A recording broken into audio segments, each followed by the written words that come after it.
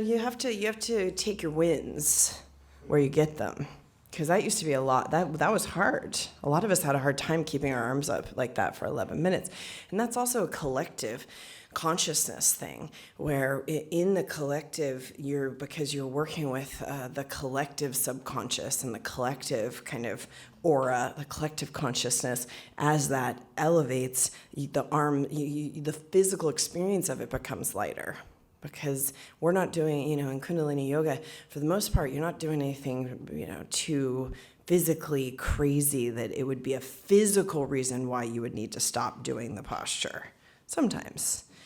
Mostly it's a mental, emotional, psychological, and subconscious reason why you need to stop doing the posture. Or at least that's what you think you need to stop doing the posture. And that's for the most part, you can kind of know that it's not a muscular thing. Because if you breathe a little deeper, you sit up a little taller, you lock, there's some things you can do to help yourself stay in the posture. But for the most part, because let's say like during Katrina, people held their arms up in the air, grabbing onto trees and branches for 14, 15 hours. And they weren't thinking about, they were thinking about keeping themselves, it's physically possible to do all sorts of things that, whether you have the strength to do it or not, it's a mental strength. It's a mental strength. Okay, so that's, you can kind of know that things are progressing if all of a sudden that you come back to the Gyan Chakra, which we did for many years, and I would suggest continuing to do it because it's a destiny-changing Kriya. It's worth the thing. That's 22 minutes. It's the same track. You don't even have to change music. Pretty good. And you get a lot of, because what we have not been taught is that we actually have to clean not just our physical house, not just our body, our other physical house, so not just our external kind of home or our physical kind of body home, but we also have to clean our aura home, because that you are living in that thing your whole life, and then the people who are closest to you have to live in that thing, the people who sleep in the bed with you and all that kind of stuff. They're also living in your aura. And if you want to, so this week we're going to talk about the yogic science of relationship and love. So if you want to create a more kind of magnetic and comfy and creative experience in your relationships, you got to make your aura a better place to hang out in for you and for someone else. Your aura has to become something that's, magnetic, clean, enriching, nurturing, powerful, inspiring, because the people who are closest to you, when they're physically close to you, they're going to feel that. And then if you really get good at this, you can expand it and extend the aura to, when you're not physically close to them. And then they'll be, if you're in the dating scene and you want somebody to be, interested in you, you can expand your aura and they'll be thinking about you. There's a quality of energy that they're not going to be able to find anywhere else, because who else is cleaning their aura like this? Very few people on the planet. You're part of a very kind of elite kind of swath of humans on the planet that understand that the aura is a body, and it needs to be taken care of, just like the green juice and the sleep and the everyone's all fanatical about sleep, which is fine. You're taking care of one of your bodies, but what about being fanatical about taking care of the auric body? And everybody's all fanatical about the way they physically look, but I'm telling you, and let me speak to the women, this is particularly if you are a woman, because we have a unique sort of aura, if you want to be magnetic, if you want to be attractive, if you want to be radiant, work on your aura. That's going to be the thing that is because when there's an actual kind of love or attraction or even a sexual encounter, it's the aura that is going to make the partner come back for more. You can get all the rest of the physical stuff anywhere you can pay for it. Yogi Bhajan, you can pay for sex, you can pay for your house getting cleaned, these are not the things that people want in relationship. it has to be a deeper, more resonant, more magnetic kind of basically nurturing that you offer in the aura. But you wouldn't be able to do that unless you are enriching your aura and cleaning your aura and making it more magnetic. And so the past 22 minutes, what we just did was we totally kind of reconfigured, cleaned, and activated and amplified the aura. And what you'll find is that when you go out into the world, people, they just can't help but look at you. They can't help but want to talk to you. They can't, that's magnetism. And it has very little to do with the physical realm. I mean, of course, you want to be healthy and happy and feel good in your skin. And those are, easier said than done, but they are possible for all of us at any age and any shape and any kind of any part of the human experience. It is, in fact, we're wired to feel good in our skin, be happy and healthy and feel, the dignity of the human experience. I was going to use the word holy, but it's a little, people don't know what that word means. Yogi Bhajan says we're holy, we have 9 holes. So we're holy, but so you start to feel that, but that's a natural state for the human being. We just have had a little bit of misappropriation of power and misappropriation and misunderstanding of what it means to be in a human body. But you want to we'll start with this. I'm going to tell you one other thing about the yogic science of relationship this morning, which if you got this, then your whole relationship life would change. But we'll start here. If you enrich your aura, your partners are looking to come and basically be nurtured by your aura. This is true for women, even if you are with women. So this goes same sex across. If you're a woman with a man, this is very much true. But even woman, if you're in a same sex relationship or some other kind of gender fluid relationship, these principles are universal. They show up in universal ways beyond kind of gender and really just about the movement of energy and the way that energy moves on this particular planet. So your aura is the place where it is going to be. And I'll get more into this tomorrow because it's a big teaching and we have to unpack it. But if you start to think of the aura as a gift that you can, instead of, is this person, okay, I kind of like him. He's like kind of cute. He has a good job. Okay, I'll swipe, whatever. Our weird ways of dating. I mean, it's so bizarre, very strange behavior because we have no idea. And the people who've been in successful long-term relationship, which isn't that many people, successful being the key, but happy, successful long-term relationship. It's not that many people on the planet, but there are people on the planet who have had that experience. And all of them will tell you that this is a devotion. It's a devotional practice. You are not there to get what you think you want because you're not going to get it. And take it one step further, which is the teaching I want to give you this morning. Why is the reason you're not going to get it? Because your partner, good answer.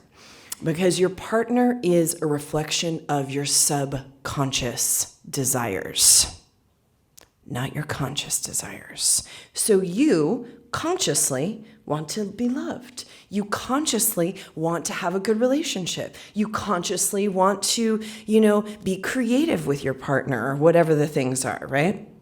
But you subconsciously need to be rejected in order to fulfill the father phobia or the mother phobia. So what are you going to experience in the relationship? Rejection.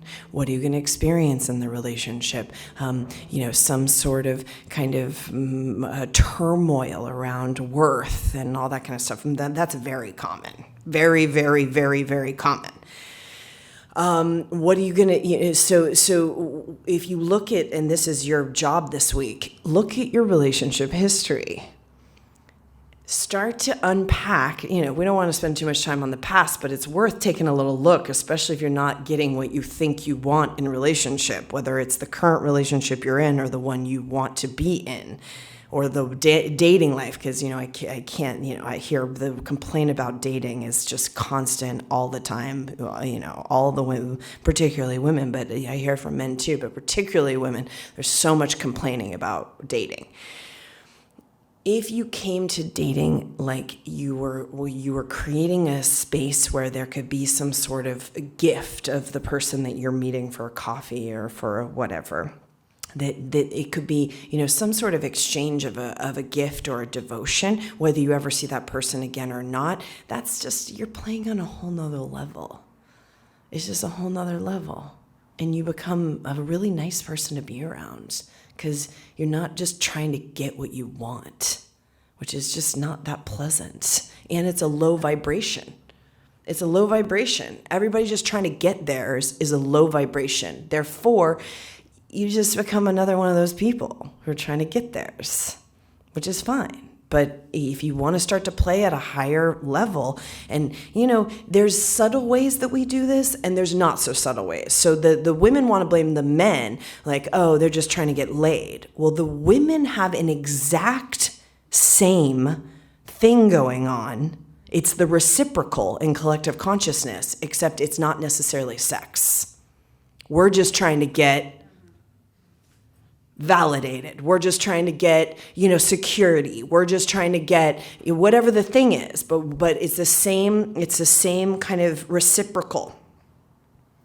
We get that, right? Why? Because we're reflections of each other's subconscious patterns. That's it. So if you go back in kind of your relationship history and all the kind of things that didn't work out and whatever, you just start to take a look at those as reflections of your subconscious patterns, not their subconscious patterns. Not that they don't have, a million of them, but if you want to change, the only thing you can do is work with yourself. So then you can start to see where that thing is, reared up so that you could work with it. That's what relationships for. It's the greatest yoga. You'll burn the most karma. It's the why? Because it's hard. Because you have to deal with your subconscious mind like literally right in front of you all the time if you're in a close proximity kind of relationship. And if you're not, the space between you and the relationship is where the subconscious projection is going to be. So it's all of your complaints about the dating world. It's all of your, and I thought Hadijivan said something very interesting in our relationship intensive a couple of weekends ago. He said, because what happens in Immense Grace, and this happens all the time, I mean, literally all the time, is the women who are single meet someone. We have a bunch of the women getting married and all this stuff. That's just a normal thing. It's why? Why is it? Because we get together in a group of people. We work on our magnetic projection of how we're basically creating a magnetic pulse in the collective consciousness. And of course you're going to meet someone because you become very magnetic. It's not, and so you have to think about this. If you haven't met someone, you need to increase your projective auric frequency into the collective. And if that's online dating, you need to get your energetic frequency on your profile better, basically. And you need to put energy into kind of the avatar so that it broadcasts. That's all you're doing on any of this kind of tech thing. You put energy into the avatar, whether it's your social media or whether it's your website or whether it's, you put the kind of the pulse of your magnetic energy into that, and it becomes magnetic. And the right kind of energy starts to magnetize to it. Because we now have a million examples of people who met on these online dating things, the different, versions of them, and are happily married and have children and, all that kind of stuff. They're just as happily or unhappily married as people who meet off of those things.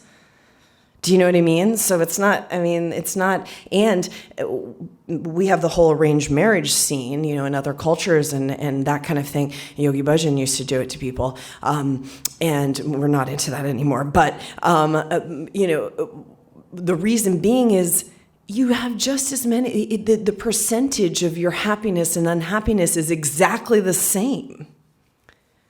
Because of why? Because it doesn't matter who's over there. They're going to be a reflection of your subconscious pattern.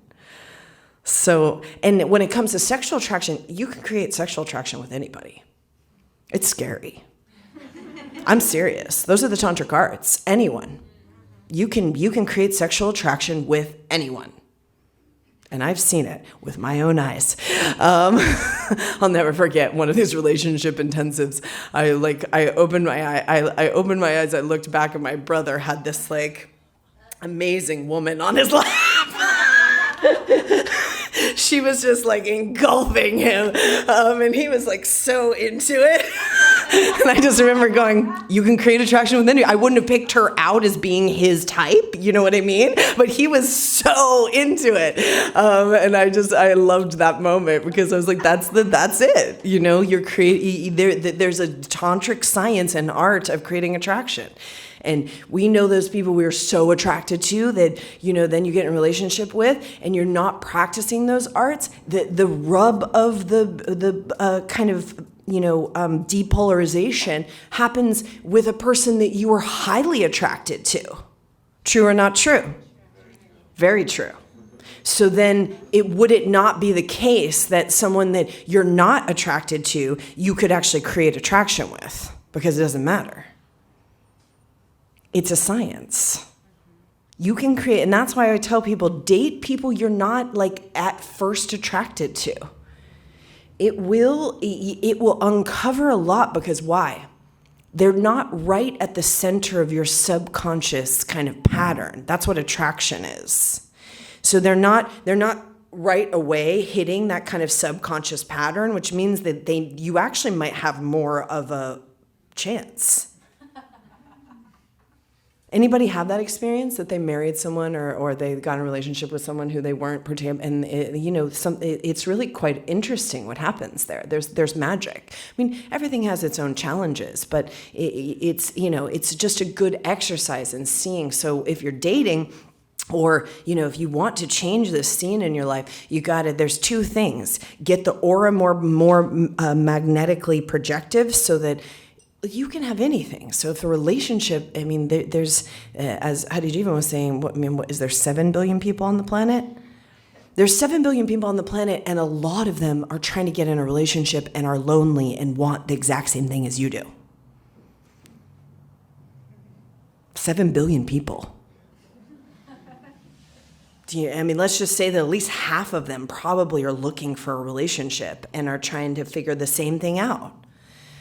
So you got a lot of options.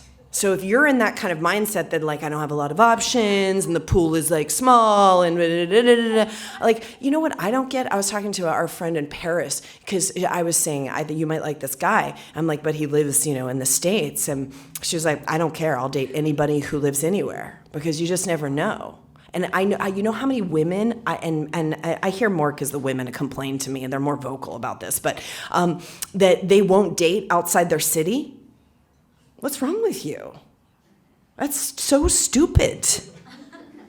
I mean, I just went one time. I've never been to Detroit. We were through the Detroit airport, and I mean, I had like 7 such genteel men like help us out with our luggage and open doors, and like family men and I was like, wow, I had forgotten about the Midwestern man.